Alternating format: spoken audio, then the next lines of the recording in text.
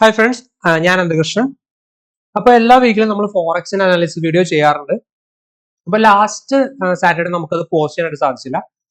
അപ്പോൾ ഇതൊരു analysis video ആയിട്ട് കാണണ്ട. എന്റെ കുറച്ച് ഫൈൻഡിങ്സ് ഷെയർ ചെയ്യാൻ വേണ്ടിയിട്ടാണ് ഞാൻ ഇന്ന് വീഡിയോ ആയിട്ട് വന്നിരിക്കുന്നത്. അപ്പോൾ ലാസ്റ്റ് വീഡിയോയിൽ പറഞ്ഞിരുന്ന ഒരു കാര്യമാണ് മാർക്കറ്റ് ബുള്ളിഷ് ആയിരിക്കും എന്നുള്ളത്. സോ ഏകദേശം ഈ ഒരു സോണിന്റെ OT ലെവലിൽ നിന്ന് ഞാൻ മാർക്കറ്റിനെ മുകളിലോട്ട് എക്സ്പെക്ട് ചെയ്യുന്നുണ്ടായിരുന്നു. അത് ഓൾറെഡി ഞാൻ ആ വീഡിയോയിൽ പറഞ്ഞിട്ടുണ്ട്. കഴിഞ്ഞ വീഡിയോയിൽ അത് പ്ലോട്ടും ചെയ്തിട്ടുണ്ടായിരുന്നു. അപ്പൊ എക്സാക്ട് ആ ഒരു സോണിൽ നിന്നാണ് മാർക്കറ്റ് മുകളിലോട്ടേക്ക് ബുള്ളിഷ് ആയിട്ട് മൂവ്മെന്റ് തന്നിട്ടുണ്ടായിരുന്നത്. ഓക്കെ, അപ്പൊ ഇനിയും ഞാൻ മാർക്കറ്റിനെ ആക്ച്വലി മുകളിലോട്ടേക്ക് എക്സ്പെക്ട് ചെയ്യുന്നുണ്ട്. അപ്പോൾ ഇനിയും കണ്ടിന്യൂസ് ആയിട്ട് മാർക്കറ്റ് മുകളിലേക്ക് പോകാനുള്ള സാധ്യത കാണുന്നുണ്ട്. എനിക്ക് റിവേഴ്സൽ ആയിട്ട് താഴേക്ക് ഒരു വലിയ മൂവ്മെന്റ് തരുന്ന എൻട്രീസ് ഒന്നും ഞാൻ കാണുന്നില്ല ആക്ച്വലി. സോ നമുക്ക് സ്മോൾ ടൈം ഫ്രെയിമിൽ വന്നിട്ട് എന്താണ് അവസ്ഥ എന്ന് നോക്കാം. സോ ഇത് നമ്മുടെ 50 മിനിറ്റ്സ് ടൈം ഫ്രെയിം ആണ്. ഇവിടെ ഒരു ഈക്വൽ ഹൈസ് ഉണ്ട്. ഈക്വൽ ഹൈസ് എപ്പോഴും എന്താ ലിക്വിഡിറ്റി ഉള്ള റീജിയൻ ആയിരിക്കും. അപ്പൊ ഈ ലിക്വിഡിറ്റി ടേക്ക് ചെയ്യാനായിട്ട് മാർക്കറ്റ് ഓഫ് കോഴ്സ് മുകളിലേക്ക് വരും എന്നുള്ളതാണ് എൻ്റെ ഒരു എക്സ്പെക്ടേഷൻ ഉള്ളത്. പിന്നെ ഇതിനകത്ത് ഒരു കാര്യം പറയാനുള്ളതെന്ന് വെച്ച് കഴിഞ്ഞാൽ, മാർക്കറ്റ് സംബന്ധിച്ചിടത്തോളം എപ്പോഴും ഞാൻ കണ്ടിരിക്കുന്ന ഒരു കാര്യമാണ്. അതായത് ഏഷ്യൻ സെഷന്റെ ഹൈയോ ലോയോ മാർക്കറ്റ് ടേക്ക് ചെയ്തിട്ട് തിരിച്ച് ഏഷ്യൻ സെഷനിലോട്ടേക്ക് മാർക്കറ്റ് റീട്രേസ് ചെയ്തിട്ട് അവിടെ നിന്ന് ട്രെൻഡ് കണ്ടിന്യൂ ചെയ്ത് പോകുന്നത്. പറഞ്ഞ മനസ്സിലായി. അതായത് ഇപ്പൊ നോക്കി കഴിഞ്ഞാൽ ഇതിനകത്ത് ഇന്ന് തന്നെ നോക്കിക്കോ, ഇത് ഏഷ്യൻ ഹൈ ആണത്. ഏഷ്യൻ ഹൈ എന്ത് ചെയ്തു? മാർക്കറ്റ് ടേക്ക് ചെയ്തു, ലിക്വിഡിറ്റി ടേക്ക് ചെയ്തു. എന്നിട്ട് ഏഷ്യൻ റേഞ്ചിലോട്ടേക്ക് മാർക്കറ്റ് വന്നു. എന്നിട്ട് അവിടെ നിന്ന് തിരിച്ച് ദേ മുകളിലോട്ടേക്ക് പുഷ് തരാണ്. ഞാൻ എക്സ്പെക്ട് ചെയ്ത റീജിയൻ ഈ ഒരു റീജിയൻ ആണ്.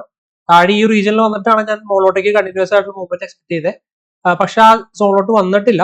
അവിടെ തന്നെ ചിലപ്പോ ഇവിടെ ഈ സോണിൽ തന്നെ ചിലപ്പോൾ വേണമെങ്കിൽ മുകളിലോട്ട് പോവാം.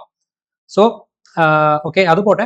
അപ്പൊ ഞാൻ പറഞ്ഞൊരു കാര്യം എന്ന് വെച്ച് കഴിഞ്ഞാൽ, ഈ ഒരു ഹൈ, ഏഷ്യൻ ഹൈ എപ്പോഴും ടേക്ക് ചെയ്തിട്ട് ആ സോണിലോട്ട് വന്നിട്ട് ഏഷ്യൻ സോണിലോട്ട് വന്നിട്ട് തിരിച്ചാ മൂവ്മെന്റ് കണ്ടിന്യൂ ചെയ്ത് പോകുന്നത് എപ്പോൾ നോക്കിയാലും കാണാവുന്ന ഒരു കാര്യം.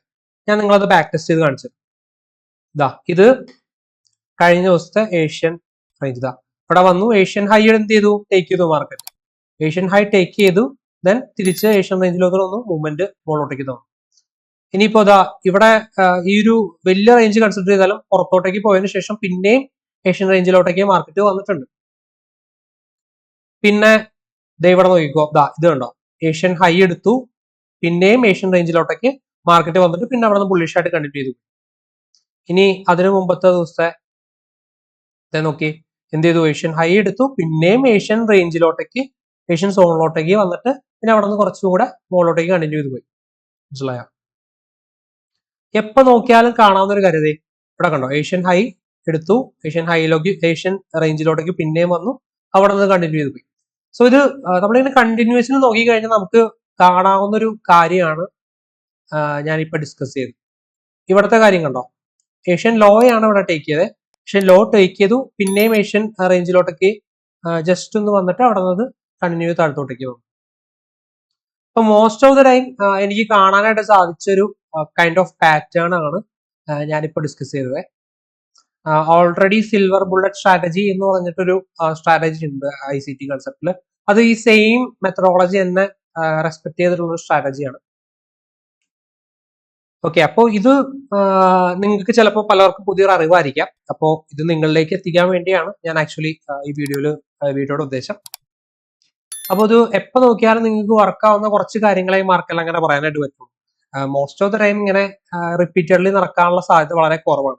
മാർക്കറ്റ് എപ്പോഴും ലിക്വിഡിറ്റി ടു ലിക്വിഡിറ്റിയാണ് ട്രാവൽ ചെയ്യുന്നത്. അപ്പൊ ഞാൻ എപ്പോഴും ഡയറക്ഷൻ മനസ്സിലാക്കാൻ ലിക്വിഡിറ്റിയും മാർക്കറ്റ് സ്ട്രക്ചറും ആണ് യൂസ് ചെയ്യുന്നത്. അതോടൊപ്പം ഇതുപോലെ കോമൺ ആയിട്ട് കാണുന്ന, റിപ്പീറ്റഡ്ലി കാണുന്ന കുറച്ച് കാര്യങ്ങളുണ്ട്. അപ്പൊ അതിലെ ഒരു കാര്യമാണ് ഇപ്പൊ ഞാൻ പറഞ്ഞത്, ഏഷ്യൻ റേഞ്ച് മാർക്കറ്റ് ടേക്ക് ചെയ്ത് പിന്നെയും ഏഷ്യൻ റേഞ്ചിലോട്ടേക്ക് വന്നിട്ട് അവിടെ നിന്ന് ട്രെൻഡ് കണ്ടിന്യൂ ചെയ്ത് പോകുന്ന ഒരു കാര്യം. അപ്പോ ഇത് നിങ്ങളുടെ മനസ്സിൽ ഇരിക്കട്ടെ. ഇനിയായാലും മാർക്കറ്റ് അനലൈസ് ചെയ്യുന്ന സമയത്തായാലും നിങ്ങൾക്ക് ഇത് ഉപകാരപ്പെടും. അപ്പോൾ മറ്റൊരു വീഡിയോ ആയിട്ട് വരുന്നവരേക്കും ബൈ.